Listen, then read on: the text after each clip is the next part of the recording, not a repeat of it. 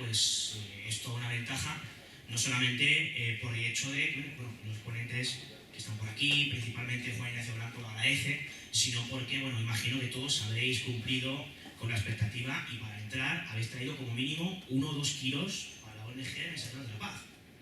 Entiendo. Que levante la mano quien no lo ha hecho. A ver quién se atreve. Bueno, pues se ha llegado, yo creo, uno de los momentos más esperados, ¿no? del Congreso, porque han sido 15 años, ¿no? Parecía, lo comentaba con el compañero Manuel Carvallal, que es el principal responsable de toda esta historia. Cuando montamos, fíjate, yo voy a contar una cosa que creo que no hemos comentado. Cuando yo le propongo porque estoy muy loco, ¿no?, a Manuel Carvallal la historia de montar un congreso de una publicación independiente como es El Ojo Crítico, es una publicación que lleva más de 20 años publicándose, totalmente gratuita. De hecho, su tirada en papel creo que ronda aproximadamente los 40 ejemplares que se reparten entre aquellos que colaboran, entre publicaciones. Es un boletín de intercambio en papel que tiene evidentemente también su versión PDF, gratuita desde la página web www.elojocrítico.info. Cuando se nos ocurre montar el primer congreso, que lleva siendo ahora después de más de 20 años de publicación, lo primero que yo le dije a Manuel fue: oye, imagínate si montamos un congreso y conseguimos que se venga Juan Ignacio Blanco, que lleva pues, prácticamente 15 años, como quien dice, desaparecido, ¿no?, de todo lo que tiene que ver con esta órbita quizá más mediática, más pública, ¿no? Sobre todo cara al público. Y lo comentamos y dijimos, pues, yo creo que no va a querer. No, ni de coña, no, porque este hombre se ha apartado del tema público seguramente. Claro, es que, ¿lo hacemos? Venga, pues lo vamos a proponer. Se lo propusimos y quiso. Y fuiste el primer ponente, Juan Ignacio, al que teníamos en mente cuando montamos esta historia, porque al fin y al cabo El Ojo Crítico, tal y como reza en su título del congreso, es ciencia, creencia y delito. Y el delito tiene mucho que ver con la criminología. Y la criminología tiene mucho que ver con el periodismo especializado, y el periodismo especializado y la criminología tiene mucho que ver con esta persona que tenéis aquí, como es Juan Ignacio Blanco. Él es licenciado en Ciencias de la Información por la Universidad Complutense de Madrid, es máster en Criminología también por esta universidad. Además es el director de la Mother Pedia, pero seguramente, un poquito más de años, recordarán quizá, porque fue el director de fatídico, bueno, para ser, sobre todo para las víctimas, ¿no?, que pasaban por sus páginas, semanario El Caso, para ese fantástico, por supuesto, esa fantástica publicación que fue, yo creo que fue pionera, ¿no? Fue de las primeras que empezó precisamente a dedicar de forma monográfica todo lo que tuvo que ver con los asuntos de Crónica Negra, ¿no? Y no voy a decir mucho más porque yo creo que de sobra conocido que Juan Ignacio Blanco ha hecho un trabajo realmente espectacular en lo que tiene que ver con el periodismo. Y es que hay algo que a lo mejor mucha gente no conoce, y es que Juan Ignacio Blanco es mucho más que el triple crimen de Alcácer. Son 30, 40 años dedicados al periodismo, y cada vez que Manuel Carvallal y un servidor nos acercamos a su domicilio para hablar con él, disfrutamos hablando de muchísimos temas, de los que él tiene pues, información privilegiada, y que él mismo ha investigado, que él mismo ha conocido a las personas implicadas, y es realmente espectacular. Por eso el hecho de que esta conferencia, y hoy, que tú me preguntas el libre, se aleje un poquito de todo lo que tiene que ver con el crimen de Alcácer, ¿no? Se llama Desapariciones inexplicables y autopsias blancas. Insisto, no voy a profundizar mucho más en lo gran periodista que nos parece Juan Ignacio Blanco, porque a mí me gustaría quedarme quizá con el factor más desconocido en esto del periodismo de alto riesgo, y es el factor humano. A mí lo que más me impresiona de Juan Ignacio Blanco, y eso me impresiona bastante, no son solamente todas las cosas que ha vivido, todas las cosas que ha investigado, todas las cosas de las que ha informado, sino quizá todo lo que ha vivido más a nivel humano. Y ese Juan Ignacio Blanco humano es el que a mí personalmente me ha cautivado. No quiere decir que no haya cautivado informativo, pero el humano a mí me cautivó bastante cuando tuve ocasión de compartir mucho con él, ¿no? Así que, después de 15 años, que se dice pronto, me gustaría que brindarais un enorme aplauso al que, pues, muchos considerarán un gran comunicador, otros un enorme periodista, algunos seguramente el cáncer de la criminología ortodoxa, y yo, al menos a nivel personal, considero ante todo un pedazo de ser humano. Con todos ustedes, Juan Ignacio Blanco.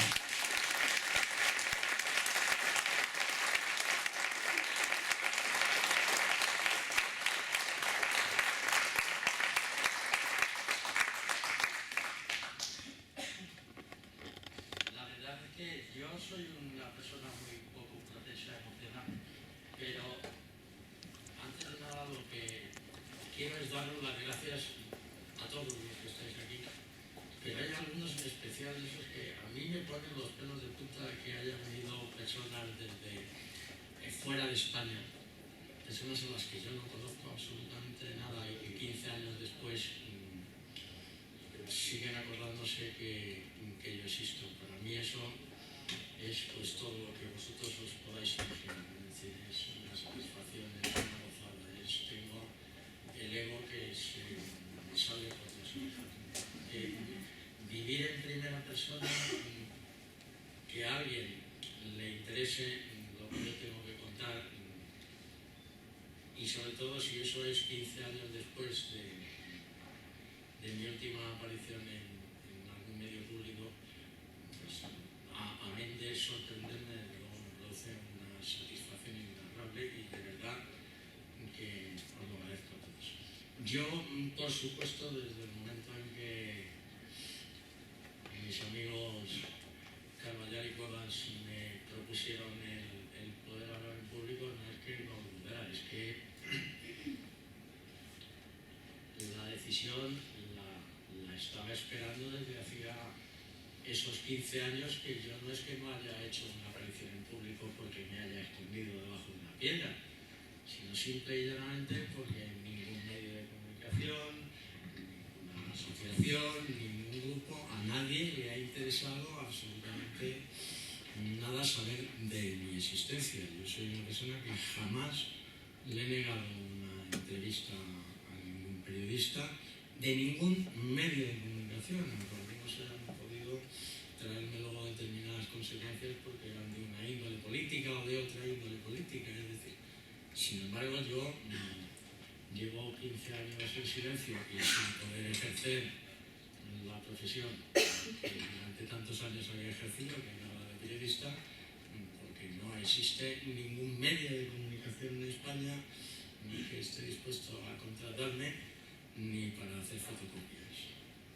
Ninguno. Yo he buscado trabajo, como es lógico, durante estos 15 años en mi profesión, porque es lo que más me gusta. Es decir, yo disfruto ejerciendo el periodismo, como un placer maravilloso para mí, porque es lo que me gusta. Yo siempre he sido un poco cotilla, como decía mi padre. A mí me gusta ir, enterarme de las cosas que han pasado y luego contarlas como hacen los cotillas. Y eso es lo que más me gusta, siempre me ha gustado. Bueno, pues evidentemente no ha existido esa posibilidad. Desconozco los motivos, pero la realidad ha sido eso. Desde aquí, por supuesto, pues el agradecimiento a que me hayan abierto las puertas y encima sin darme ninguna consigna. No me han dicho pórtate bien, sé bueno, no digas nada, no te metas con nadie, ni nada de eso. Yo, desgraciadamente, para no enrollarme más, tenía previsto y quería, y además contaba con la aprobación del juez de instrucción de Alcira, cuando iniciábamos este tema, para haberos contado lo que han sido los 15 años de investigaciones en el famoso sumario A o B, depende de cómo se quiera llamar, con relación al caso Alcácer. Desgraciadamente, la semana pasada, y por un recurso interpuesto por el Ministerio Fiscal, pues el juez ha denegado la petición y evidentemente no puedo hablar de nada de todo ese tema. Luego, lógicamente, me entristece porque yo sé que eres por el que os hubiera gustado saber o escuchar, pero no hablo de eso. En vistas las circunstancias y moviéndonos donde nos encontramos, que decir, esto es un congreso que tiene un título, lo estoy leyendo aquí, de ciencia que recibe de todo el mundo, lógicamente. Hay que plantear determinados aspectos criminológicos sobre un hecho muy concreto, y es el que yo me he dedicado más a trabajar durante toda mi época de periodista, que son los delitos relacionados con niños, a los cuales, pues, amén de que la sociedad les da una trascendencia muchísimo mayor que cualquier otra, que causan una conmoción social siempre, a lo largo de toda la historia, pero representan el mayor grupo de vulnerabilidad para la realización de innumerables prácticas que varían desde las sexuales hasta evidentemente cualquiera de las del campo esotérico, vamos, en el campo sectario, como en el campo de las personas con graves trastornos psíquicos. Por intentar centrarnos un poco, es decir, el hecho de la desaparición de un niño, si hubiera una escala para medir los actos de gravedad delictiva, probablemente pues alcanzaría la cota más alta. A la sociedad por encima de un asesino en serie, por encima de un parricida que mata a su mujer, por encima de cualquier otro tipo de delitos. Las desapariciones de menores, concretamente, por un hecho muy fácil y sencillo de entender, y es que afectan a la gran mayoría de la población, que se ve de alguna forma implicada a todos aquellos que tienen hijos y que saben lo que puede ocurrir en un momento concreto. Yo me dediqué a estudiar una vez que comprendí, tras la macabra época de los años 80 y 90 en el Levante español, pues que efectivamente, entre otras muchísimas cosas, había esas desgraciadas modas en las que los niños podían ser víctimas de cualquier atrocidad simplemente por un es difícil entenderlo, pero por un placer. Y yo intenté entender si esto era un fenómeno que ocurría recientemente con motivo de causas socioeconómicas, de pérdidas de escalas de valores, de aumento de consumo de determinadas drogas como divertimento, pero cuando empecé a echar un vistazo así en los archivos, en los papeles, yo siempre he sido un hombre de papeles, y empieza a darte cuenta que es un fenómeno que a lo largo del siglo XX se ha venido repitiendo de una forma muy singular. El personaje del hombre del saco, ese personaje que parece formar parte del folclore infantil español, como tal no es así. Es ese hombre que se le representaba, un hombre viejo que vaga por las calles cuando ya ha anochecido, con un saco en busca de niños que se han extraviado, los mete en el gran saco ese y los lleva a un lugar desconocido. Esto no es lógicamente ningún tipo de leyenda. Por intentar aclarar algunos hechos ya más claros de lo que ocurría a finales del XIX. Tenemos dos sacramentecas que son muy famosos, Juan Díaz de Garallo y Manuel Blanco Roma Santa, que lleva también mi apellido, que entre sus atrocidades, lógicamente, informaba el secuestrar niños. Estamos hablando de personas, claro, lógicamente, de lo que tenemos documentación de la época, personas con graves trastornos psíquicos y que evidentemente no van más allá de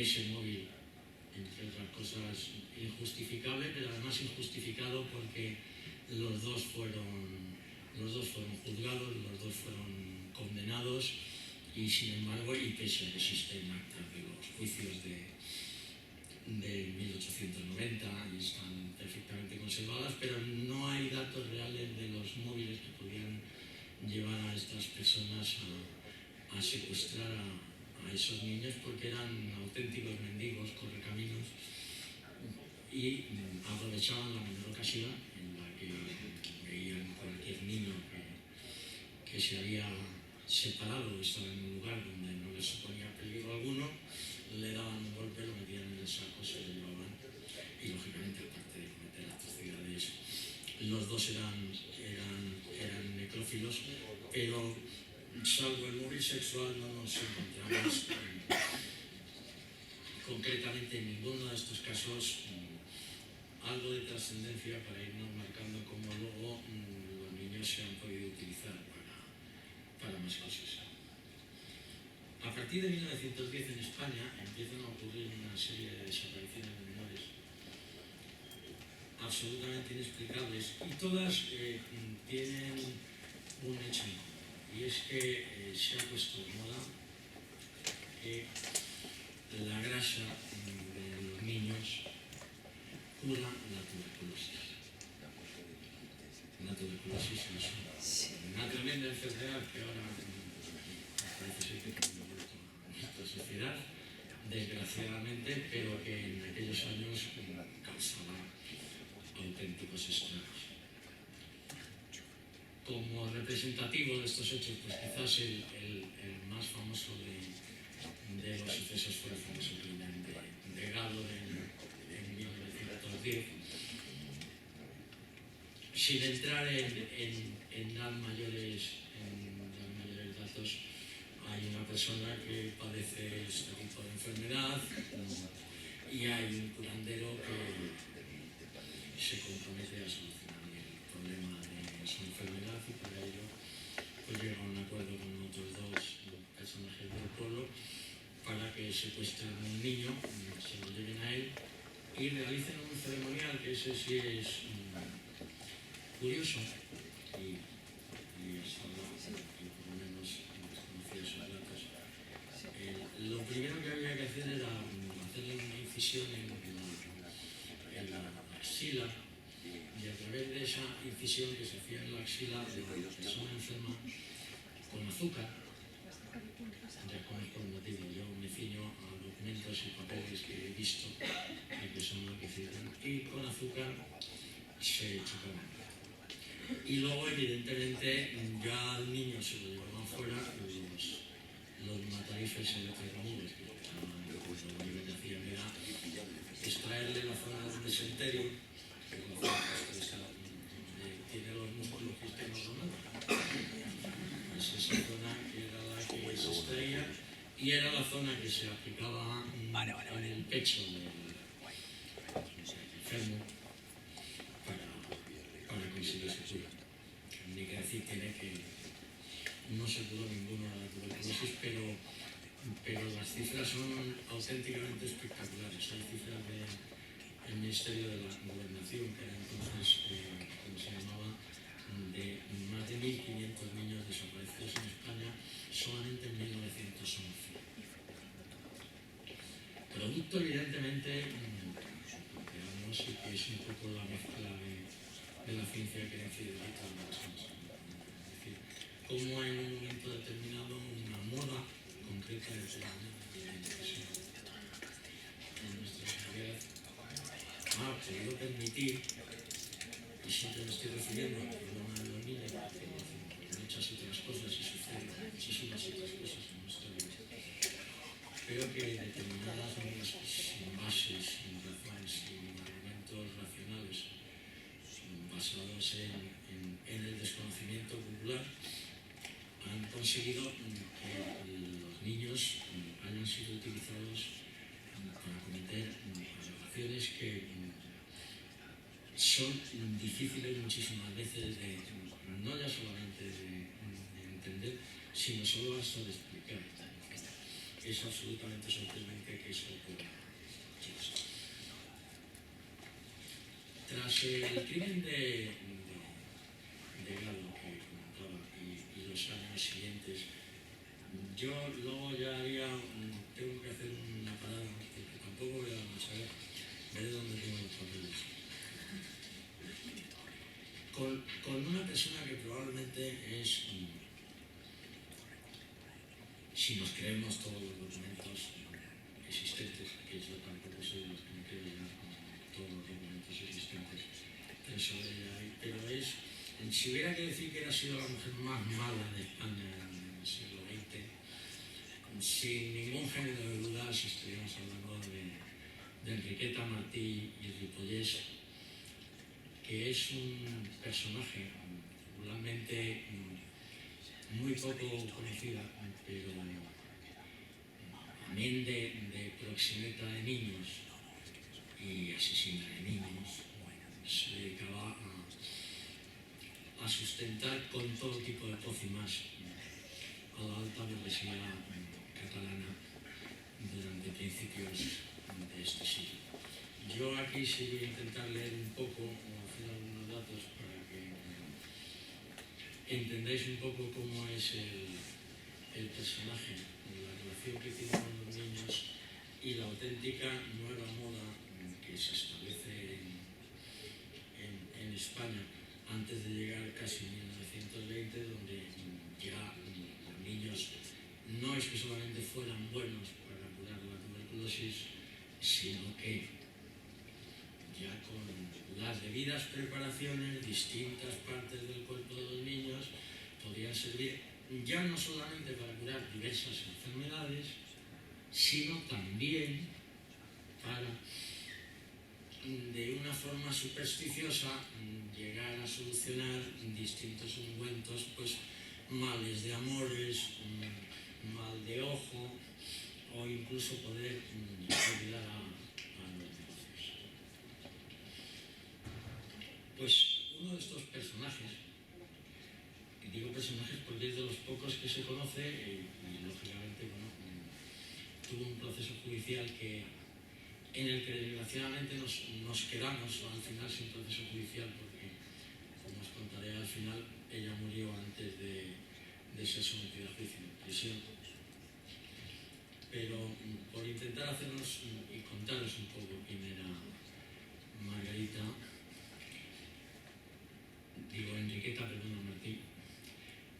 Enriqueta nace en San Feliu de Llobregat, en el año, concretamente, 1868. A los pocos tiempos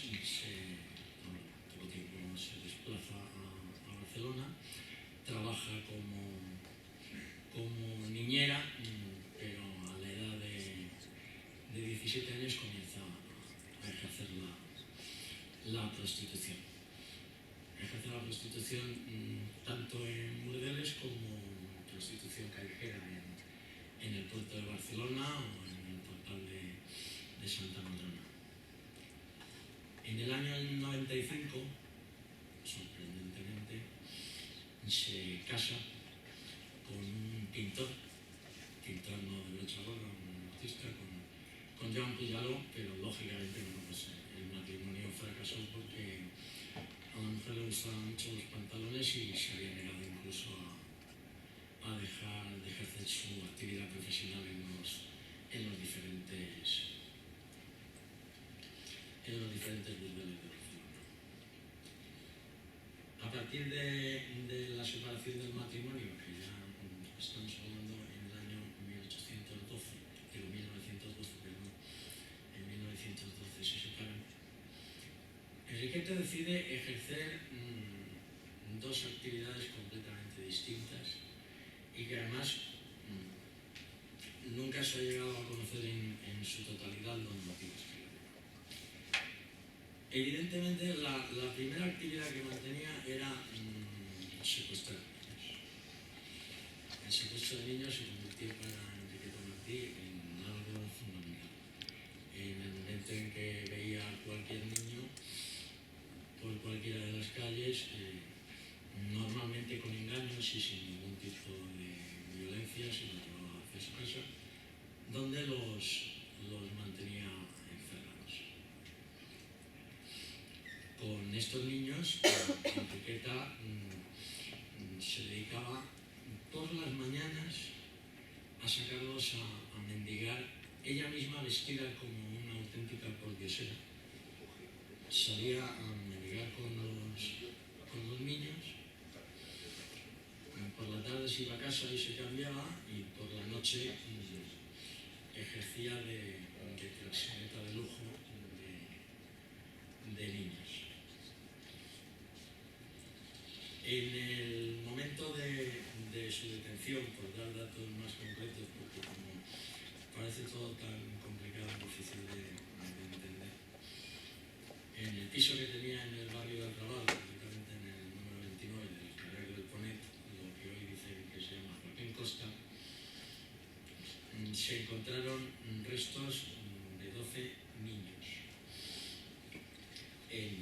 solamente en esas propiedades. Cuando ella la detuvieron en el año 1913, es decir, un año después de que ya llevara ejerciendo de esta forma tanto el proselitismo de niños como el asesinato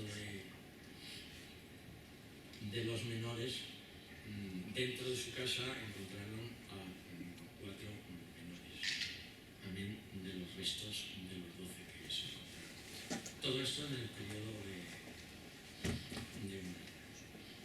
Por leer en algunos de los documentos policiales pone que cuando fue detenida en su piso de la calle Minera de Barcelona, fue acusada de regentar un burdel donde se hacían servicios sexuales de niños entre 3 y 11 años. Junto a ella, esto ya es de un periódico de la época, fue detenido un joven de una familia de alta posición social. Textualmente, La Vanguardia de Barcelona. Gracias a sus contactos con altas personalidades barcelonesas que contrataron sus servicios como proxeneta infantil, Enriqueta nunca tuvo un juicio por el asunto del burdel y el proceso se perdió en el olvido judicial y burocrático.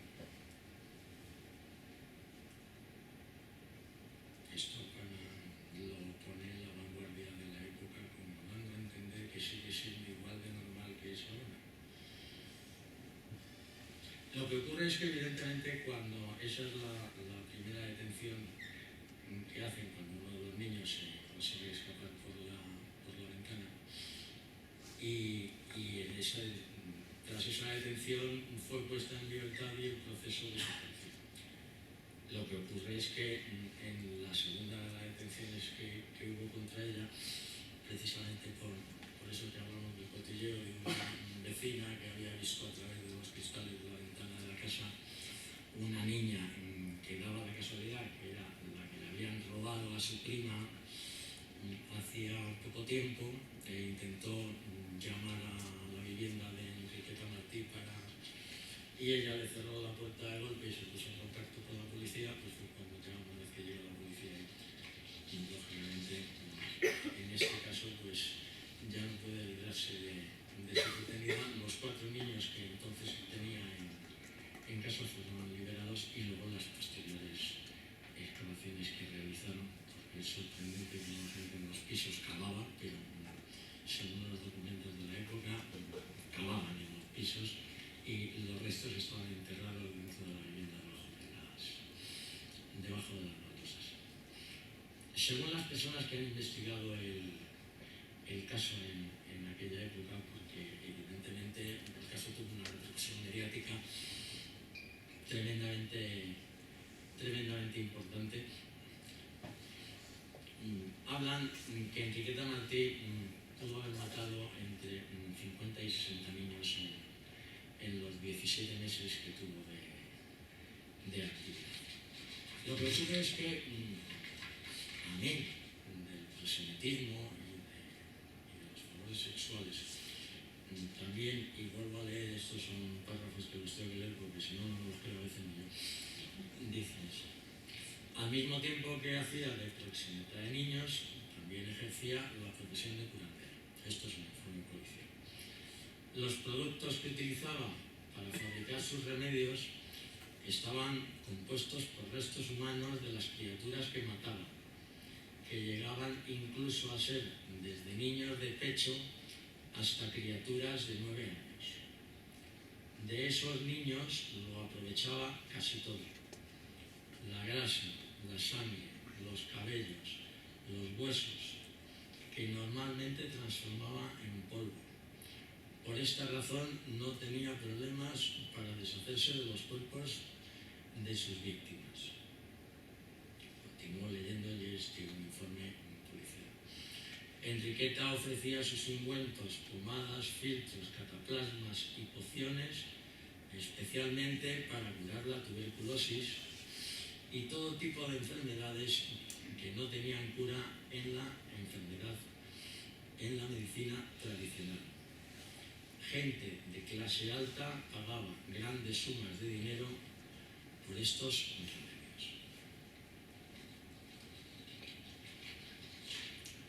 Eso pasaba en Barcelona a principios de siglo. De esta mujer, como es lógico, tras su detención, pues, se abrió un procedimiento judicial contra ella. Tuvo un primer intento de suicidio en prisión,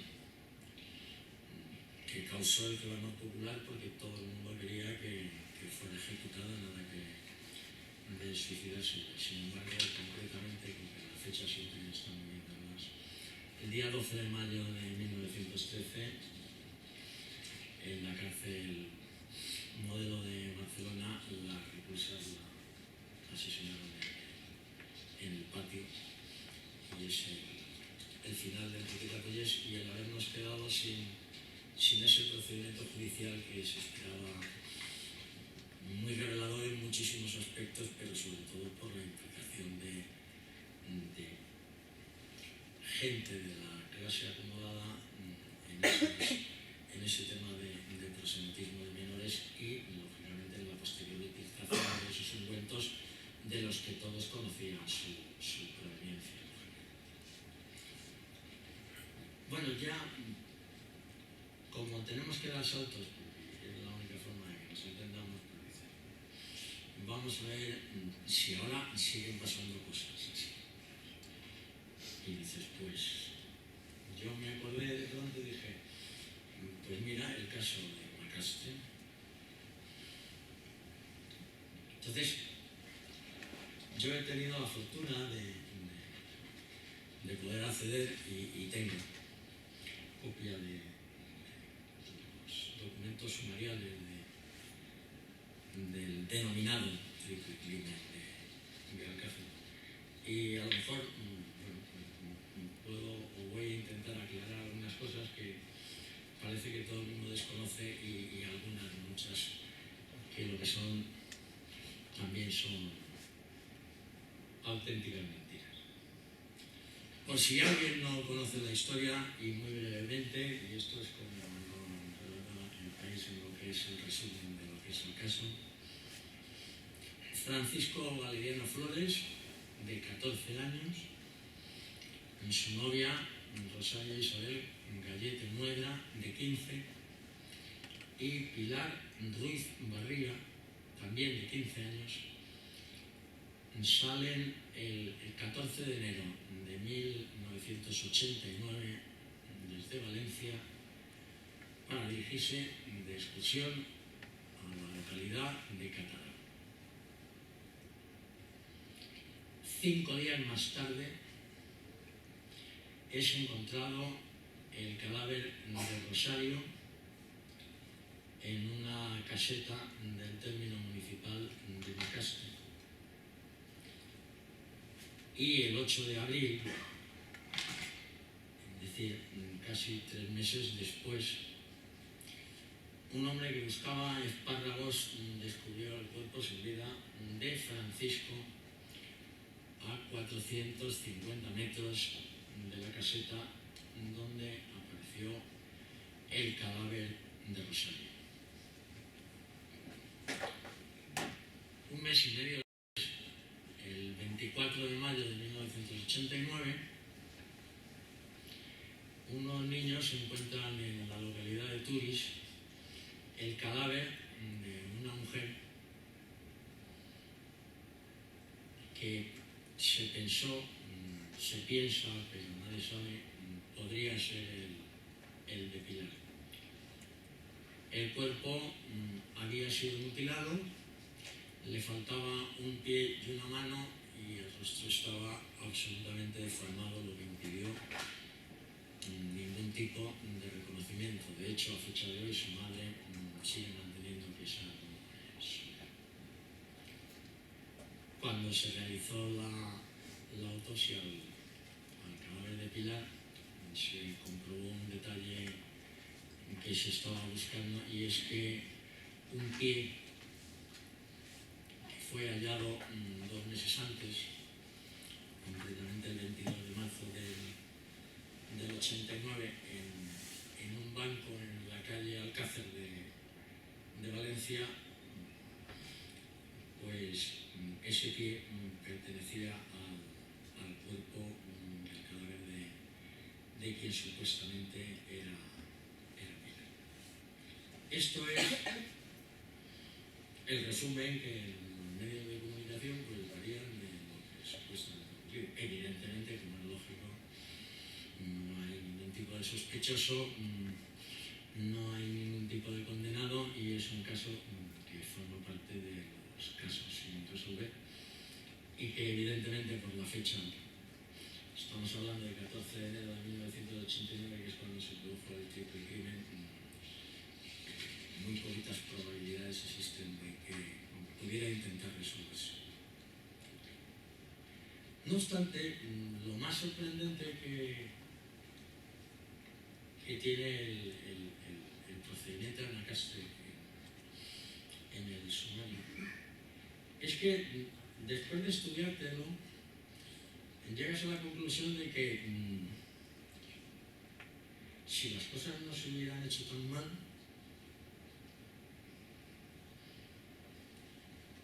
podrían haberse resuelto. Dices, ¿esto es una conclusión mía? Dices, no, es una conclusión a la que llega el Instituto Nacional de Toxicología de Madrid cuando emite un informe de queja al juzgado, porque de forma ilegal e inexplicable una serie de muestras, tanto del cadáver de Rosario como de Francisco Valeriano, en contra de la obligación legal de ser remitidas al Instituto Nacional de Toxicología, han sido analizados en el Instituto Anatómico Forense de Valencia. Y ello les implica que evidentemente las conclusiones que han sacado sobre todos esos hechos sean absolutamente distintas de un laboratorio a otro. Ese hecho,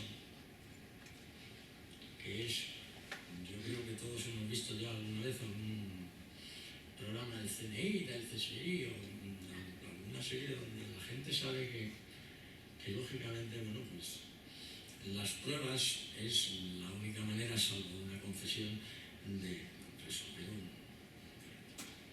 La forma de manipulación que tengan determinadas pruebas y el estudio analítico que se haga de esas determinadas pruebas es las que lógicamente pueden llegar en primer lugar a comprender qué es lo que ha sucedido,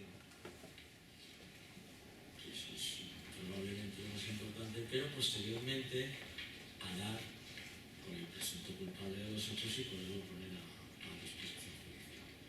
Yo ahora os leeré precisamente el famoso escrito del Instituto Nacional de Toxicología, que sorprendentemente es muy similar a otro escrito del Instituto Nacional de Toxicología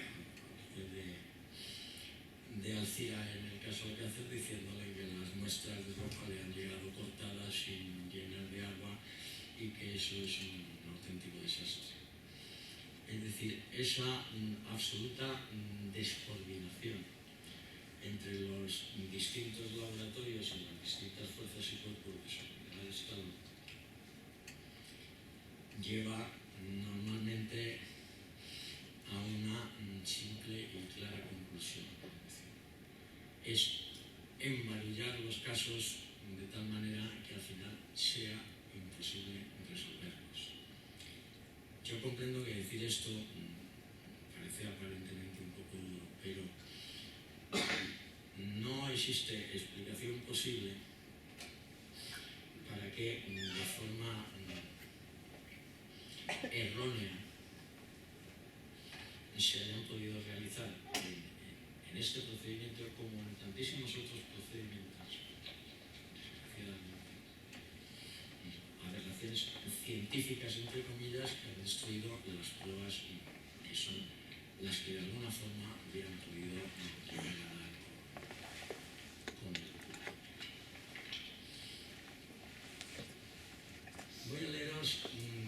aparece textualmente el cadáver de Rosario, que es el primero de los cadáveres que aquí se encuentra. La declaración se trata del cadáver de una mujer joven, cuya edad aparente es entre los 16 y 17 años, de 1,57 m de talla, de tipo constitucional mixto atlético, lesomáticos, con estado de nutrición bueno. Es de cabellos en color castaño, de unos 20 centímetros de largo, liso. El color del iris es castaño. La dentadura está bien conservada, faltándole una pieza dentaria, el primer molar inferior izquierdo. Los detalles de la indumentaria de la difunta son recogidos en el acta de levantamiento de cadáver por la policía judicial. Vestía jersey de lana grueso, jersey fino de color negro, surcador blanco, pantalón vaquero negro muy ceñido y correa negra, zapatillas de deporte y 2 calcetines finos en cada pie. Asimismo, son recogidos por la Guardia Civil diversos objetos personales que portaba la víctima con fines identificativos, tales como numerosas pulseras elásticas de varios colores que llevaba en ambas muñecas. 2 pliegues de papel en cuyo interior figuraban escritos 2 números de teléfono, un reloj digital, un anillo dorado con iniciales grabadas en su parte interna, una pulsera de color plateado con un nombre grabado en ella, una cadena plateada en el cuello, unas gafas de sol plegadas que tenía en el bolsillo de la camisa, y llamaba la atención durante el levantamiento el que tuviera parte de la cremallera del pantalón desabrochada en la parte superior, dejando ver por ella una parte del abdomen. También es significativo el hecho de que la parte de las bragas blancas correspondientes a los orificios vaginal y rectal aparecieran manchadas de un líquido sanguinolento. Destacar también que el cadáver estaba sucio, particularmente los pies. En cuanto a los fenómenos cadavéricos, consistían en frialdad, rigidez, que ya se había resuelto en el cuello y en los miembros superiores, pero que se mantenía todavía en los inferiores. Las livideces estaban situadas en los planos dorsales y en la hemicara izquierda. Estaba tumbada encima de la cama y lógicamente con la cara apoyada en su lado izquierdo. Y tenían una coloración entre rosada y rojiza que llamaba la atención. La putrefacción se había instaurado ocupando la mancha verde, el tórax, el cuello y los hombros. Por los orificios nasales se veía líquido sanguinolento. Por otros orificios naturales, boca, vagina y ano, existía también dicho líquido sanguinolento. En cuanto a lesiones traumáticas externas, examinado atentamente el cadáver, no se observan huellas de venopunción ni la presencia de ningún tipo de violencia.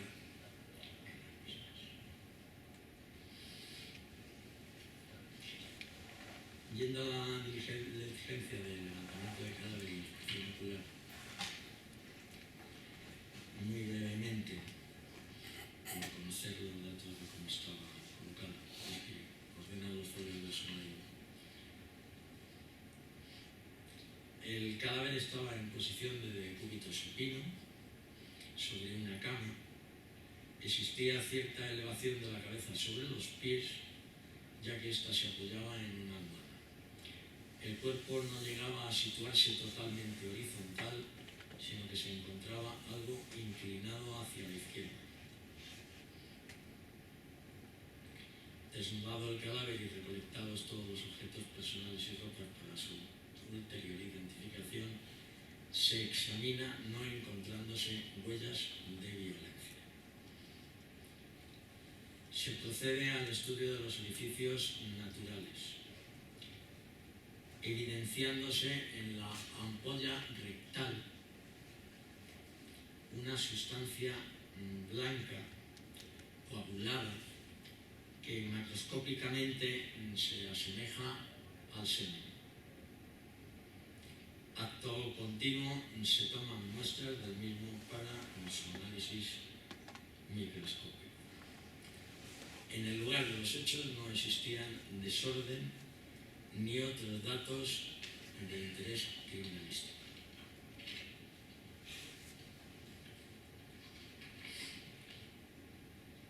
Al examen interno, pues previa apertura de las cavidades orgánicas,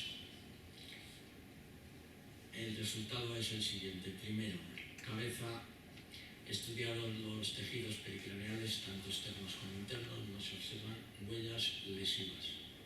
Tras el examen del encéfalo, al corte apreciamos punteado hemorrágico. No se encuentran otros hallazgos patológicos o lesivos. En el cuello, diseccionadas las estructuras anatómicas correspondientes a esta región. En los músculos paqueteromáculo, nervioso, esófago y tráquea no se aprecian lesiones ni otra patología. En el tórax, los pulmones se hallan discretamente congestivos con una coloración rojiza grisácea y practicada la apertura del saco pericárdico se encuentra un pequeño volumen de líquido serosanguinolento. El color de la sangre es rojo rosáceo. En el abdomen, la vejiga urinaria está vacía de contenido, el bazo aumentado de tamaño, el hígado normal pero con signos de putrefacción, la biliar sin hallazgos patológicos, el estómago también vacío de contenido, los ovarios al corte son normales y en la pared interna del útero no se aprecia ningún tipo de signo inflamatorio ni engrosamiento de las mucosas. En los genitales y en el ano, la mucosa vaginal, al serle practicada el tacto vaginal, aparece conteniendo un líquido sanguinolento. Al estudio del himen, presentando restos de un himen semilunar con un borde libre de unos 4 milímetros desde el orificio hasta su inserción en el antro vaginal.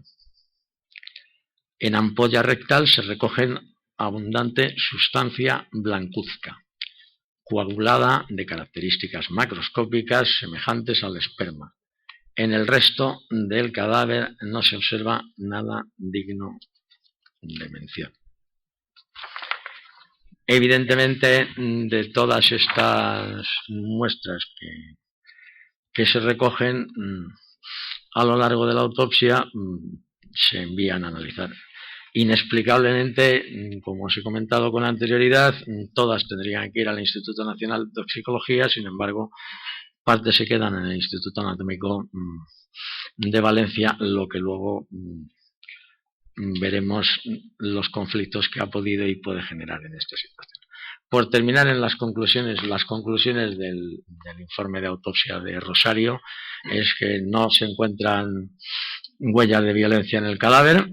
La segunda es que la causa de la muerte no puede establecerse en estos momentos, quedando a la espera de los resultados de las determinaciones analíticas. Y tercero, que la evolución de los fenómenos cadavéricos modificados en parte por la conservación en cámara frigorífica permiten establecer una data de la muerte entre 50 y 72 horas anteriores a practicar la autopsia. Con lo cual estaríamos hablando que Rosario, que había salido de su casa el día 14 de enero, habría muerto 3 días después, concretamente el 17 de enero, si nos ceñimos a los plazos.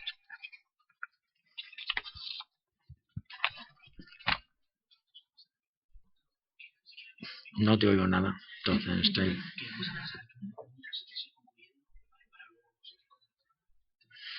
Ah, no, lo que vosotros queráis. Si yo me estoy enrollando, yo me desenrollo rápidamente.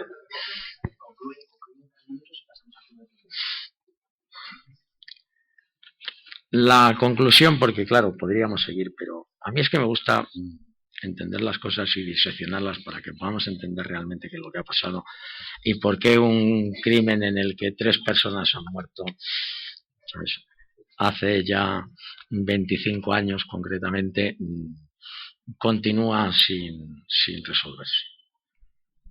Y sobre todo sin conocerse, porque el problema de todo esto que radica, que es, bueno, la que ha sido siempre mi gran queja, es decir, es la dificultad de poder acceder a documentos sumariales, que es donde lógicamente uno puede recibir una información real sobre lo que ha sucedido. Si yo tengo que enterarme de lo que ha pasado en el triple crimen de Macastre buceando en internet, pues claro, termino leyendo, como he leído en varios sitios, que a Valeriano, del que no hemos hablado, que es el siguiente cadáver que se descubre, le pegan un tiro en la cabeza. Dices, pues no sé de dónde se habrá inventado la gente que le han pegado un tiro en la cabeza. Dices, pero claro, no es que no hay posibilidad, continúan los sumarios judiciales, continúan siendo algo que hay que esconder a capa y espada, y bajo mi punto de vista es el gran atropello que nos están haciendo. Nos están robando la justicia. La justicia en este país, según nuestra Constitución, el primer apellido que tiene es pública. Y la justicia es pública no porque a alguien le haya apetecido, sino simplemente porque el pueblo no se ha fiado jamás de los que administran la justicia. Pero claro, una justicia donde yo he tenido la suerte de que personas que se quieren personar en este procedimiento para ejercer como acusación popular e intentar resolver qué es lo que ocurrió con estas 3 personas, dice, si no me das tú el número del procedimiento, yo me puedo pasar 1000 años recorriendo juzgados en Valencia y nadie sabe ni dónde está. Es decir, no ya el hecho de poderte personar o poder tener acceso a los documentos, no, es que no saben dónde está. Porque todo está tapado, porque todo está escondido. Y la sorpresa se la suele llevar uno siempre. Yo he sido una persona que por tradición me gustan los papeles. Y una cosa es lo que a mí me cuentan y otra cosa es lo que escribe el médico forense que está realizando la autopsia. Sin embargo, como no se puede acceder nunca a esos datos, pues se llega lógicamente pues a esa desinformación que existe tan absoluta. Bueno, por no alargarme y porque creo que es más divertido lo de las preguntas además que esto, espero que algún compañero, Nozick seguramente, publicará lo de Valeriano, que hoy no escucháis, y que es simplemente sorprende, como en muchísimos crímenes en España, que por hablar, por ejemplo, del asesino de prostitutas de Castellón, donde se encuentra un cadáver y a la semana siguiente descubren un cadáver a 50 metros de donde estaba ese cadáver, pero un cadáver que ya estaba allí cuando descubrieron el primero. Entonces, sorprende que estando buscando a los niños, porque de pronto han desaparecido 3 niños, han encontrado el cadáver de una niña con la cremallera bajada, que había sufrido abusos sexuales sin ningún género de duda, y están buscando a los otros. Resulta que otro, el chico, está exactamente a 427 o 428 metros de la caseta donde la han encontrado, pero ya estaba antes de encontrar el cadáver de Rosario, porque Valeriano fue el primero en morir y nadie hubiera encontrado a Valeriano. Las lesiones de Valeriano sí son ya más complejas y eso ya uniría mucho más con el tema de Alcácer, porque ayer comentaba con algunos amigos acerca del famoso pico del caso Alcácer. Aquí yo quería hablaros, lo único que se encontró al lado del cadáver de Valeriano fue un pico. Esto nada más en las mismas condiciones, la fotografía fotografía es muy similar, oxidado completamente, pero en este caso el pico que se halla al lado del cadáver de Valeriano tiene adheridos 3 cabellos pelirrojos. Ninguna de las 2 niñas era pelirroja y Valeriano mucho menos, que tenía el pelo. Yo, como me están mirando ya con una cara, yo me enrollo mucho, pero yo creo que si queréis preguntar cosas, yo estoy dispuesto a contestar todo lo que os y si eso sí. Bueno, un aplauso bajo la mesa.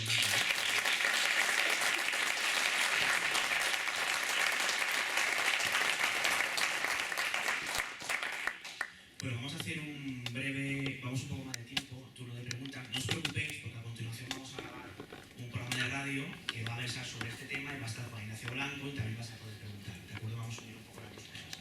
Entonces vamos a abrir un breve turno de preguntas, 3 preguntas, por favor, cuanto más concretas mejor, para poder ir acelerando y poder hacerlo en el tiempo previsto, ¿de acuerdo? Así que, ¿quién quiere preguntar? Hola, buenas, Juan Ignacio. Sí, mira, quería preguntarle una cosa. Si estos fallos son debidos a la incompetencia de los jueces o del juzgado, o hay instancias superiores que lo que hacen es frenar la investigación. Vamos a ver, yo de antemano echarle la culpa a un colectivo no se la echaría y desde luego, aunque a muchos les pueda sorprender que yo diga esto, tenemos unos jueces que no nos merecemos en este país, sinceramente. Es decir, es gente, yo no he encontrado prácticamente ninguna oveja negra. Lo que pasa es que evidentemente el problema es el que planteas. Los jueces son receptores de documentación. Entonces, el juez abre un procedimiento, le abre un sumario y le envían documentación y dices, a mí llega la policía y me envía lo que se llama un atestado, lógicamente me cuenta las investigaciones que ha hecho, los motivos por los que cree que la persona que me envían detenido es el culpable. Llega el Instituto Anatómico Forense y me envían una copia del informe de autopsia y yo lo voy poniendo aquí. Y luego, lógicamente, una vez que el juez ha recopilado toda esa información, que a él le llega, y como le llega la UNA al procedimiento, se lo lee y dice, pues ahora vamos a tomar declaración a fulano, a zutano, o intentar, lógicamente, cerrar los cabos sueltos que existan. Pero yo estoy convencido de que en este país todavía es muy difícil manipular de verdad a un juez. Lo que pasa es que lo que sí estoy también muy convencido es que a un policía y a un guardia civil es difícil. Pero por un motivo que era lo que en un principio yo también quería haber tratado en la conferencia. Y a lo mejor me explayo 2 minutos, pero me parece importante. En este país y en otros muchos, la supuesta seguridad del Estado se ha convertido en la principal religión de las administraciones públicas. Con la supuesta excusa de la seguridad del Estado o del interés del Estado, hay muchos policías, muchos guardias civiles que pensando que están actuando bien, porque lo que ellos están haciendo al ocultar determinado detalle o al colocar determinado detalle, lo que están haciendo es un servicio al Estado. Hay gente que se siente hasta orgullosa y que piensa que lo que tendrían que hacer era ponerle una medalla, que él no está cometiendo ningún delito. Y ese es el problema que lleva a veces a estas personas intermedias, que son lógicamente las que tienen en un momento determinado que sacar o poner un papel, a que realmente suceda. Pero la manipulación judicial, afortunadamente, es en este país no es nada fácil, en mi opinión. Una última pregunta. de alguien de esta gente que venga de fuera.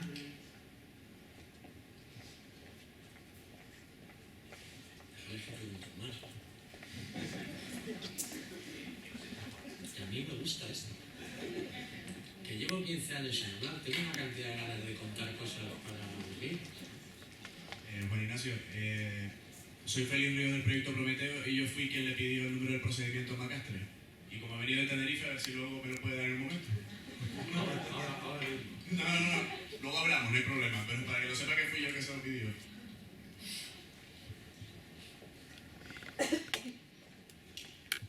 Como ha sido una petición, Eso demuestra que no lo estoy intentando.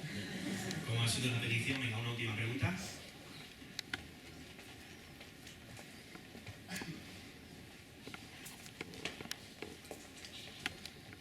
Hola, hace poco leí una carta de un supuesto que trabajaba en los servicios secretos y tal, que hablaba del caso Alcácer.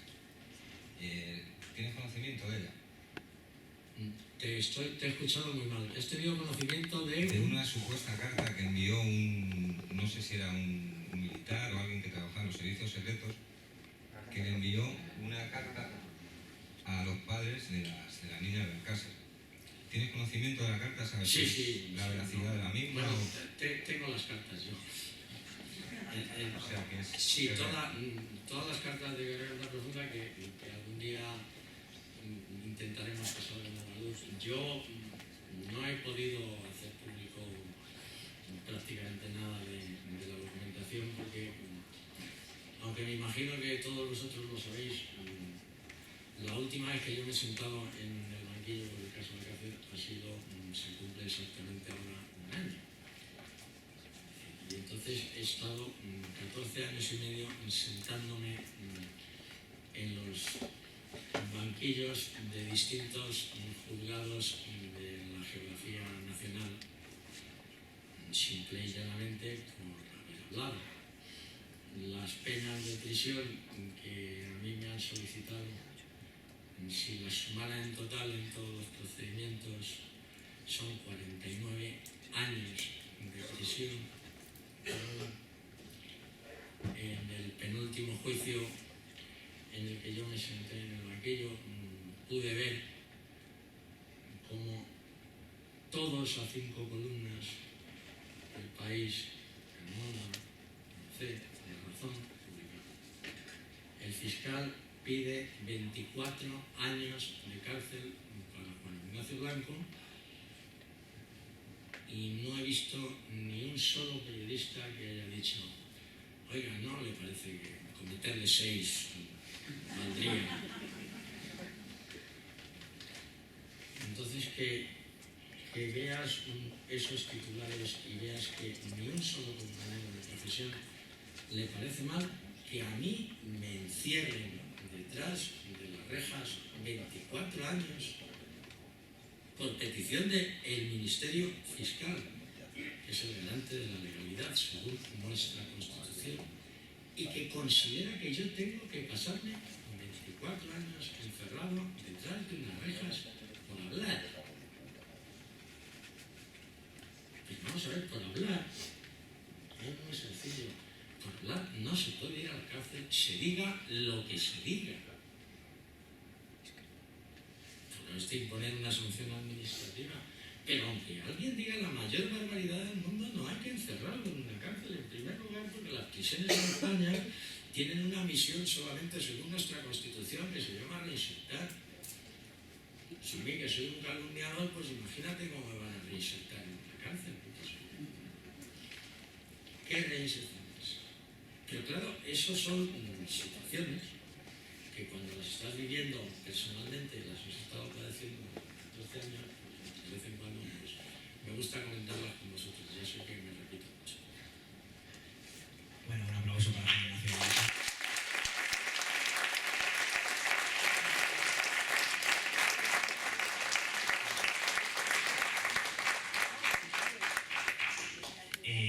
Insisto, vamos a seguir ahora, ¿vale? En el programa de radio, es que son como 2 extensiones. Va a haber otros compañeros opinando, pero bueno, el peso del programa lo va a llevar Juan Ignacio y vais a poder preguntar lo que queráis, ¿vale? No os preocupéis. Vamos a hacer un mini descanso de 5 minutillos Os comento, quedan creo que unos 5 libros, o sea, se han vendido casi todos. Y aquí está Juan Ignacio Blanco para firmarlo, yo que vosotros aprovechaba. Y bueno, si queréis ir acercándoos para que lo vaya firmando mientras preparamos el tema técnico, y en cuestión de 5 como mucho 10 minutos, pues continuamos, ¿de acuerdo? Luego, cuando acabe, aunque no se eche la sala, podemos seguir afirmando, no os preocupéis, ¿vale?